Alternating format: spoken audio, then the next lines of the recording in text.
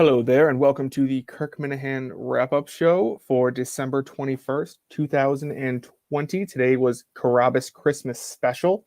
It was posted very late today, probably one of the later postings. I believe it didn't get up until around like 7 or 8 o'clock. I just finished listening to it. I was helping Menners out with a Christmas special, but so that's why I'm doing this at midnight tonight. That's why no one's watching, but that's why I'm solo today. But it was an interesting show. I mean, Carrabis came in. He was early, but as we learned last Monday, when Kirk tells you 9, he means 8:30. When he tells you 7:15, he means 6:45. So always with Kirk, show up a half an hour earlier. But it was interesting to see Jared come in and just try to shake off this Trevor Bauer loss so much. I mean, it's all right to admit that like you wanted to win this. I mean, Jared wanted to win this. I don't think he's tweeted anything about the loss, and that's not a good look. That's not a good look. I think he should be embracing this. I think he should be calling out why he lost because of the anti-Barstool crowd more than anything.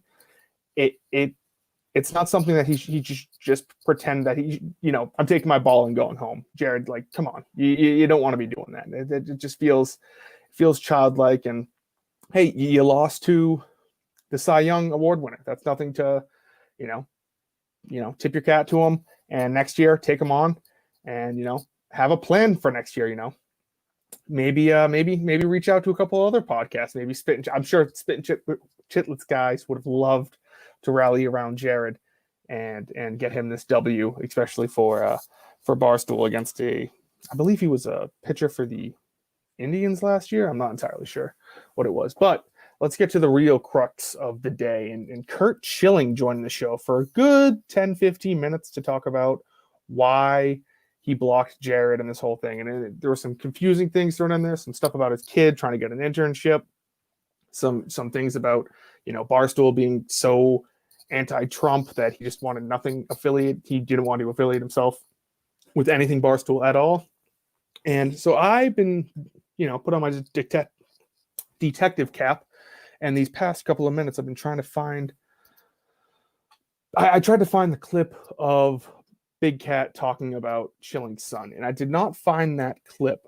But what I did find was this clip, and this is from 2017. And I think if you hear someone talking about you like this, you might not like them that much. And so this to set up this argument, or to set up this clip. I forget the GM's name. The GM for the Red Sox. He was just the GM for the Cubs too. Theo Epstein. He was telling a story about how when he was negotiating with Schilling for his first contract with the Red Sox in 2004, how Schilling had a book called Negotiating for Dummies on like his hotel room, and he kept going back and like flipping through it and like pretending to go to the bathroom, and it was mentioned on the rundown, and they didn't believe him. And Dan Katz had this to say. Curt Schilling is the guy who gets in fights on Twitter with fake Sidney Ponson accounts. He's the guy who thinks he disproved evolution. He's the guy who lost how many millions of dollars? He was 72. Because he started a fake weird video game company. He's the guy who retweets PFT's fake memes that are specifically made to catfish Curt Schilling. I'm going to say that Theo and Jed probably told this story correctly. I don't know. When I first saw that, I was like, damn, Big Cat. He really went at him. I mean, he seems to be going at his, theory of evolution. He seems to be hitting him, Schilling's a political guy. He puts politics before baseball now.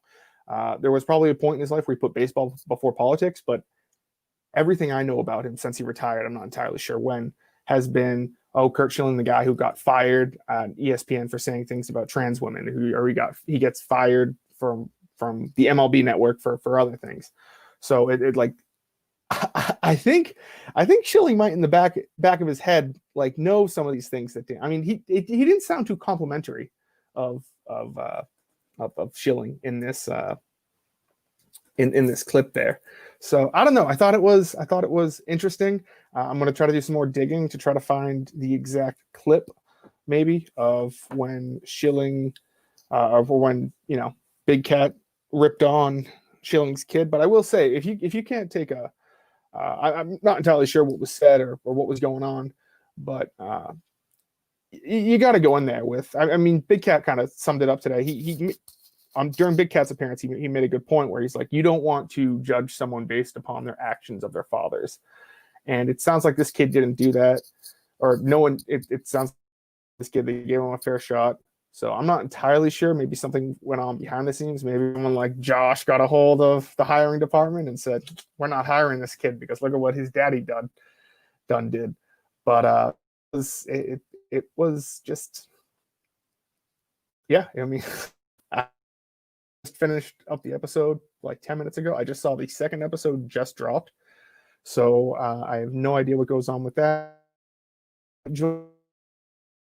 Ask some hard hitting questions that sometimes Kirk doesn't know the answer to. So a little that, even though everyone's probably watched this by the time it has rolled around.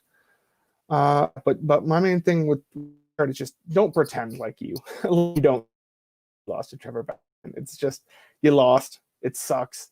But you gotta like tip your cap. Don't be a sore loser. I mean, don't you always say like the Yankees are the sore losers and the Red Sox, even though the Red Sox are pieces of shit.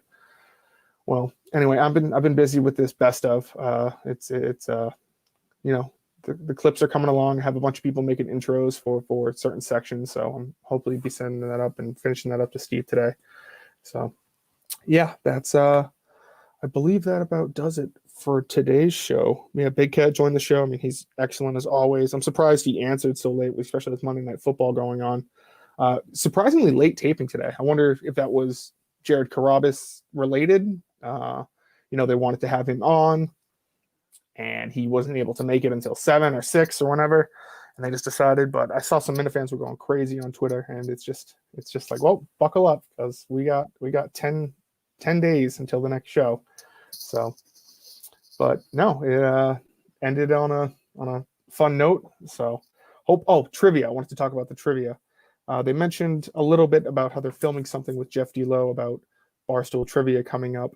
And I think that could be something really interesting. And I want this to be like an event of like when they first live stream this, like I want the Minifans to be, do you remember during the bicentennial, or not bicentennial, the Creed 2 watch along with Jeff D'Lo and I believe it was Brandon Walker, how Minifans were in the chat just talking about like, oh, ask Steve about burgers and brews, and Eddie was like, I'm supposed to ask you about burgers and brews, and it was just like this is what it should be. It should just be just Minifans just taking over the chat and just completely just make Barstool question things about not question things, but just be like, wait a second, like just drop the references left and right, make them as confused as possible when it comes to them reading the comments. So I think that could be a lot of fun.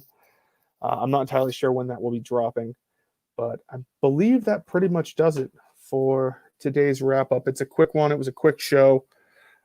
Didn't have a guest on today. I'll probably do the wrap up for tomorrow's show at 5 p.m. So I will see you then. Thank you to Kirk, and I will talk to you guys later.